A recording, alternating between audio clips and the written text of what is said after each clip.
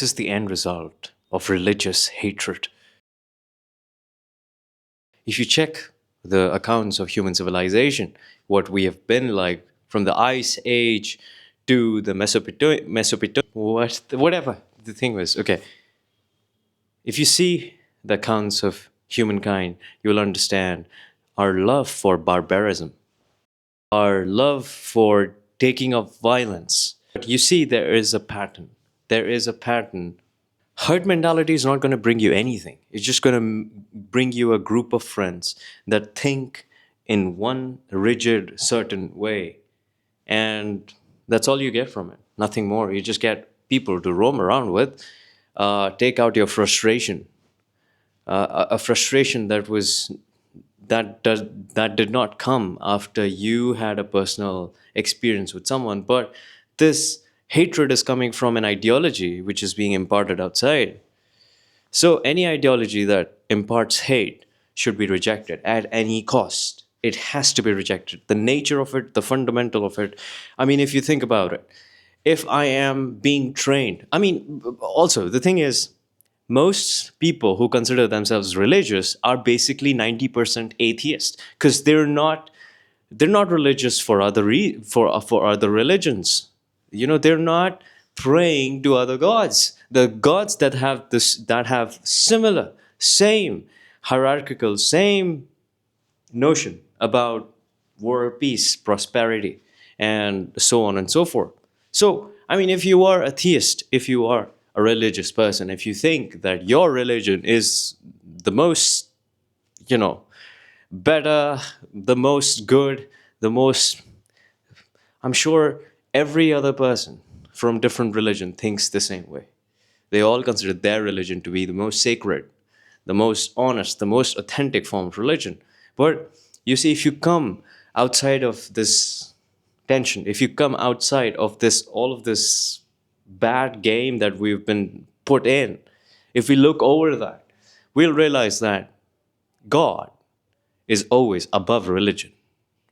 So whatever the fights, whatever the quarrels are, whatever who's saying mine is the greatest, yours is the bad, if we just participate in not conforming to the knowledge that is imparted from us and trust our own instincts, trust our own personal experiences with God or something supernatural. Because scientifically, if you can see, there are so many developments. For example, there's this lady that appeared on the Jesse Michaels show, and she talked about telepathy and something more miraculous than telepathy, which is so these gifts are usually found in autistic people. So people who are these people do not communicate. They're not in verbally. These kids who have telepathy, these psychological advancements with which they can they can unify into one consciousness, let's say, of their mother.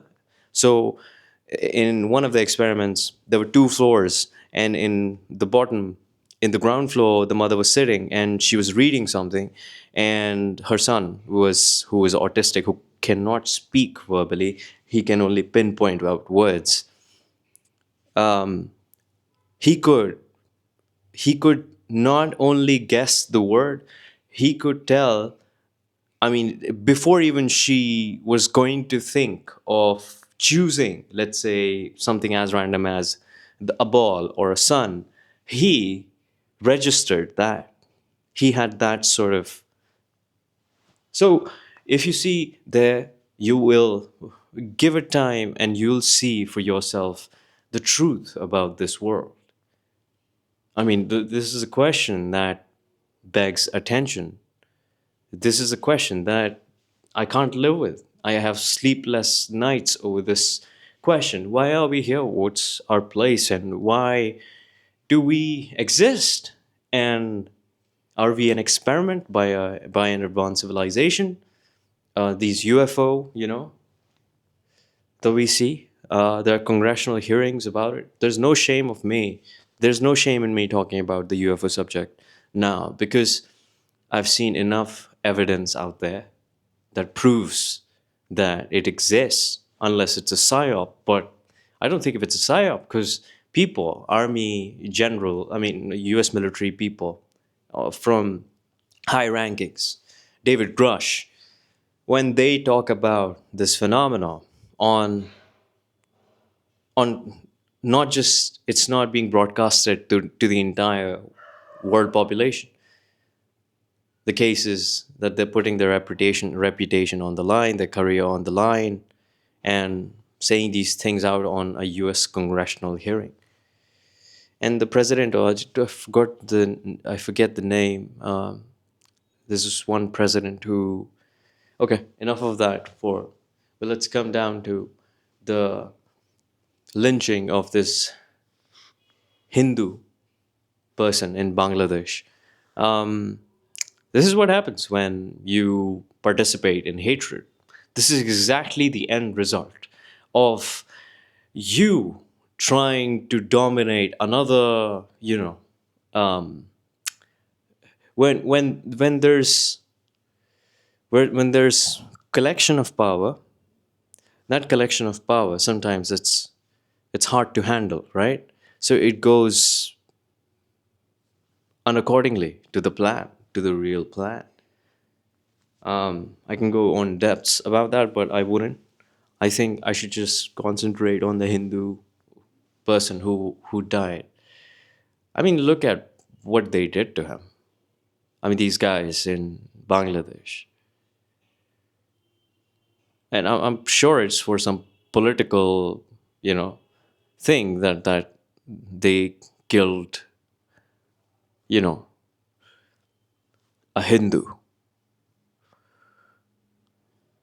Politics is involved in it, and you see the end result. An innocent person dies because of politics, because of not just politics, religious hatred.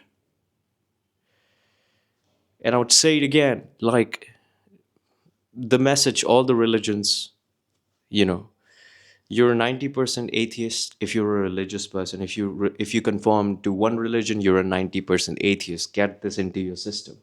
If you if you think your religion is better and superior than another religion, well, you have a lot to prove. Then you have a lot to prove. You'll have a lot to put out in the argument. But let's say everyone is equal and God is above all these religions. Then we're thinking in a cosmic perspective, which is, I think, beneficial for the humankind to see that life is life, which is, I mean, we don't realize how unnatural life is, its existence. And what we do is we get up together, we follow what others are saying, and you participate in a crime, and then you feel like, oh my god, what the hell did I do? And then you realize you're living in this forced, you know in this herd mentality. Like, the reactions become automatic. Why do you think in a theater, when it's a joke, everybody claps, and person who doesn't even get the joke, he has to laugh, actually?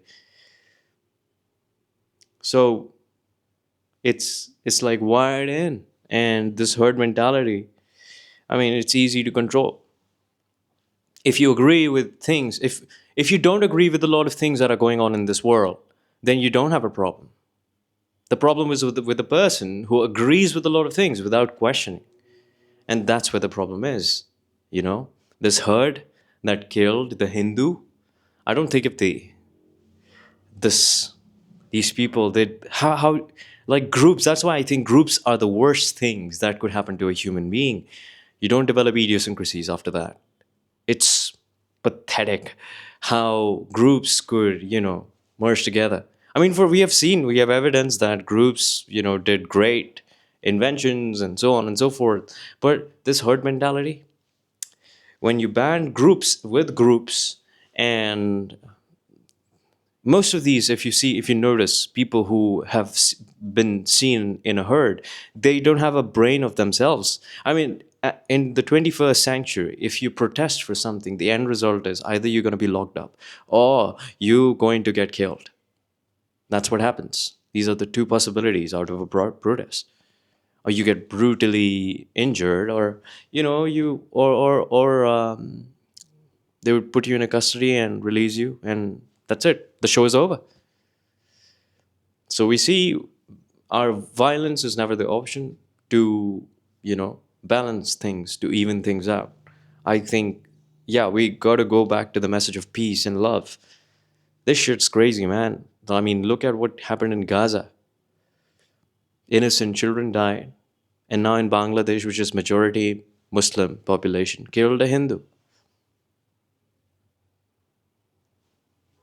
I mean, this is nonsense, right? I hope you agree with me that violence is never the option. We should treat every citizen of our country, every religious person who is from a different religion, should be treated equally, man. Message of peace and love. That's it.